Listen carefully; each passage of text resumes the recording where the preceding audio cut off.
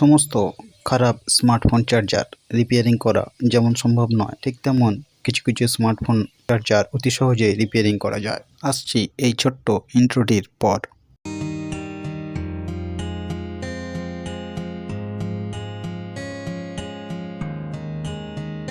নমস্কার বন্ধুরা, take video চ্যানেলের আরও একটি নতুন ভিডিওতে আপনাদেরকে স্বাগত জানাই। আশা করি আপনারা সুস্থ আছেন। বর্তমানে বাজারে বিভিন্ন ধরনের নামি বেনামি স্মার্টফোন চার্জার বিক্রি করছে দেদার। তবে এগুলির মধ্যে মূলত ব্র্যান্ডেড স্মার্টফোনের খারাপ চার্জারগুলি রিপেয়ারিং করা একটু কঠিন, কারণ এই ধরনের চার্জারের সার্কিটগুলিতে ব্যবহৃত পার্টস বাজারে ততটা অ্যাভেলেবেল নেই। এছাড়াও বিভিন্ন কোম্পানির মার্কেটিং পলিসির একটা ব্যাপার থেকেই যায়। গ্রামগঞ্জের দিকে বেনামি চার্জার কোম্পানির একটা বিরাট মার্কেট রয়েছে বর্তমানে, এবং এই ধরনের খারাপ চার্জারগুলি রিপেয়ারিং করা অপেক্ষাকৃত অনেকটাই সহজ। আজ আমি এমনই এক খারাপ চার্জার রিপেয়ারিং করে দেখাতে চলেছি তোমাদেরকে।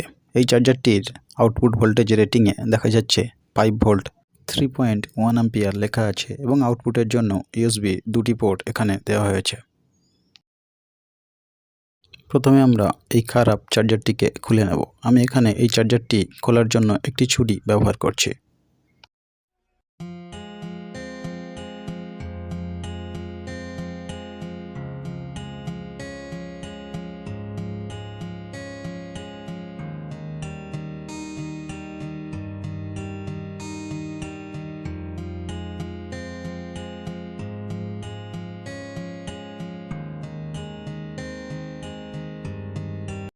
এটি হলো এই চার্জারের মধ্যে থাকা মূল সার্কিট বোর্ডটি।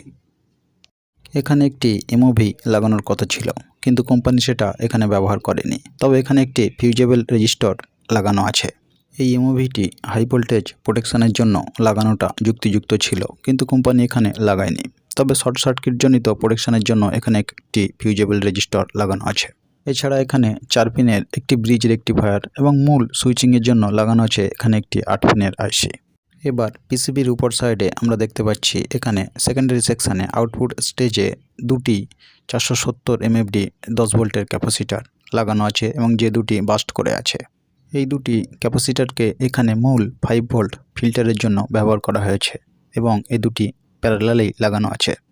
এই দুটি হলো 5 ভোল্ট আউটপুটের জন্য দুটি ফিমেল পোর্ট ইউএসবি। এখানে আউটপুটে কোনো রেকটিফিকেশান ডায়োড দেখতে পাওয়া যাচ্ছে না। এটি হলো এই ট্রান্সফরমারের সেকেন্ডারি কয়েলের দুটি টার্মিনাল। এখান থেকেই এসি 5 ভোল্টের কাছাকাছি আউটপুট হওয়ার কথা, যা রেকটিফিকেশান ডায়োড হয়ে 5 ভোল্ট ডিসিতে রূপান্তরিত হবে। এখানে এই 8 পিনের আইসিটি রেকটিফিকেশান ডায়োডের কাজ করছে। হতে পারে এটির সর্বোচ্চ আউটপুট অ্যাম্পিয়ার 3 অ্যাম্পিয়ারের কাছাকাছি, যদি আমরা চার্জারের গায়ে লেখা 5 ভোল্ট 3 অ্যাম্পিয়ার আউটপুটকে সঠিক হিসাবে ধরি। এখানে 8 পিনের এই আইসিটির নাম্বারটিকে একটু তোমাদের দেখানোর চেষ্টা করলাম।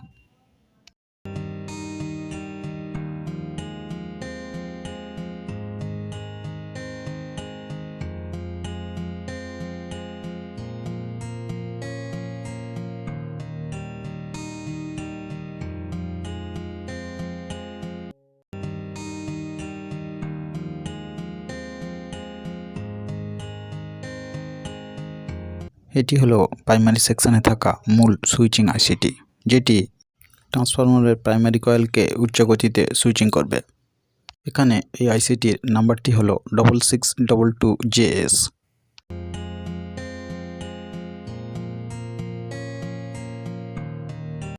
এখন পুরো সার্কিটটিকে একবার ভালোভাবে কোল্ড টেস্ট করে নেব এলইডি কন্টিনিউটি টেস্টার দিয়ে। বন্ধুরা, তোমরা নিশ্চয়ই খেয়াল করেছো এখানে প্রাইমারি সেকেন্ডারি সেকশানে ফিডব্যাকের জন্য কোনো অপ্টোকাপলার ব্যবহার করা হয়নি। তারপরেও এটির আউটপুটে কিভাবে 5 ভোল্ট ফিক্সড করা হয়েছে। আসলে এই চার্জারটির প্রাইমারি সেকশানে থাকা 8 পিনের বা এখানে 7 পিনের একটি পিনকে এনসি এবং পরে ওপেন করা হয়েছে। মূল সুইচিং আইসিটিতে থাকা মূল সুইচিং মসফেট বা পাওয়ার এনপিএন ট্রানজিস্টরকে হতে পারে জেনার বা ভোল্টেজ ডিভাইডার বা কিছু ক্যাপাসিটারের মাধ্যমে এর ভিতরে থাকা মসফেটের গেট পিনে একটি নির্দিষ্ট সুইচিং পালস সেট করা হয়েছে। আর এনপিএন ট্রানজিস্টর হলে তার বেস পিনে নির্দিষ্ট ফ্রিকোয়েন্সি ফিট করা হয়েছে এইভাবে, এবং এর ফলে ট্রান্সফরমারের প্রাইমারি কয়েলে ইনপুট ভোল্টেজ সুইচিংকে নির্দিষ্ট করা হয়েছে, এবং তারই ফলে সেকেন্ডারি সেকশানে আমরা 5 ভোল্ট আউটপুট পাচ্ছি কনস্ট্যান্ট, কিন্তু এরও একটা নির্দিষ্ট ভোল্টেজ রেঞ্জ থাকে। যেমন এসি 120 ভোল্ট থেকে 240 ভোল্ট ইনপুট ভোল্টেজ রেটিং যদি লেখা থাকে, তার মানে এটি হলো এর নির্দিষ্ট ভোল্টেজ রেঞ্জ।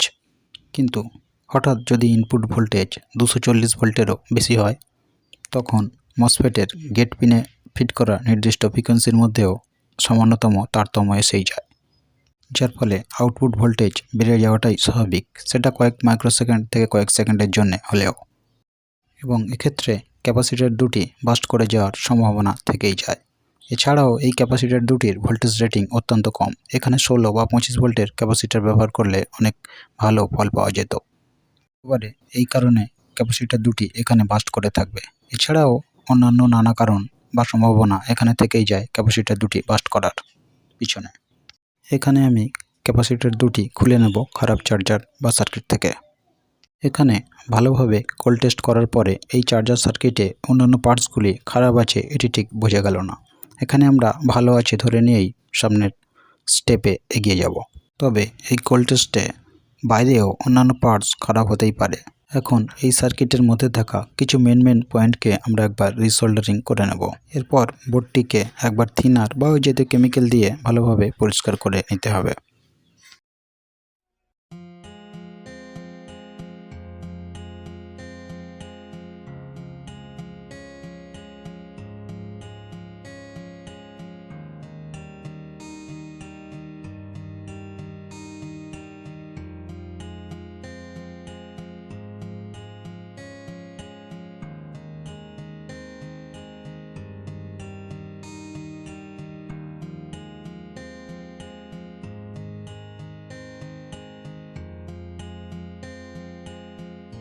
আপাতত আমি এখানে 470 mFD 16 ভোল্টের একটি ক্যাপাসিটার লাগিয়ে বোর্ডটিকে এসি লাইন দিয়ে টেস্ট করে দেখব একবার।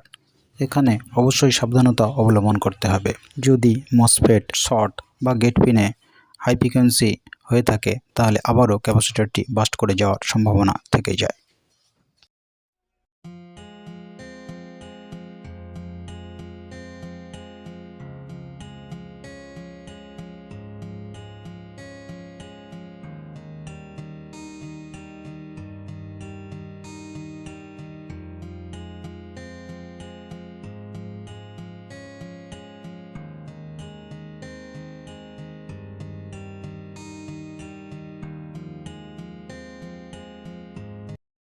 এসি লাইন ইন করার পর এখানে দেখলাম নীল এলইডিটি জ্বলছে।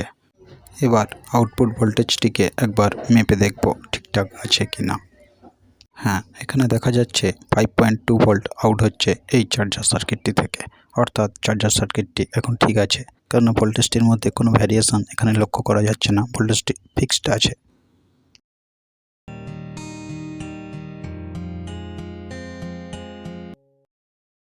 এখন আরও একটি ক্যাপাসিটার লাগিয়ে নেব এই চার্জার সার্কিটটিতে।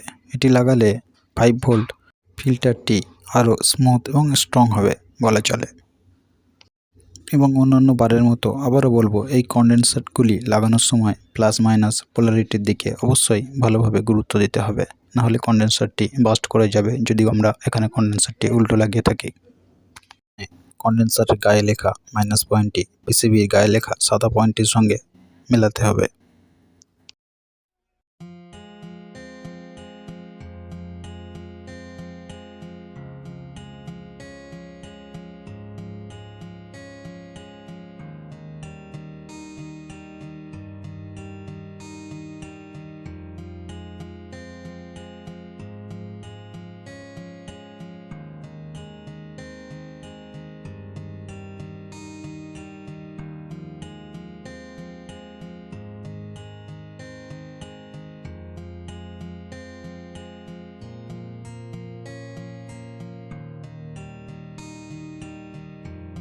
এখন সময় এসছে আমাদের রিপেয়ারিং করা চার্জারটিকে ফোন কানেক্ট করে একবার ফাইনাল টেস্ট করার, ফোনে ঠিকঠাক মতো চার্জ হচ্ছে কিনা।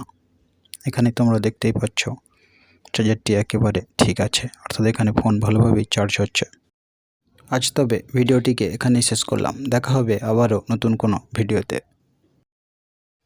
এই ধরনের তথ্যমূলক ভিডিও পেতে আমার চ্যানেলটিকে সাবস্ক্রাইব করতে পারেন। আর ভিডিওটি যদি ভালো লেগে থাকে তাহলে লাইক করতে পারেন, শেয়ার করতে পারেন বন্ধুদের সঙ্গে। আর ভিডিও সম্বন্ধে কোনো কিছু জানার বা জানানোর হলে কমেন্ট করতে পারেন কমেন্ট বক্সে। আমি প্রতিটি কমেন্টের উত্তর দেওয়ার চেষ্টা করব। বেল আইকন অন করতে পারেন প্রতিটি ভিডিওর নোটিফিকেশান পেতে। সবশেষে বলি, ভালো থাকুন, সুস্থ থাকুন আর চারপাশের পরিবেশকে সুস্থ রাখার চেষ্টা করুন। নমস্কার।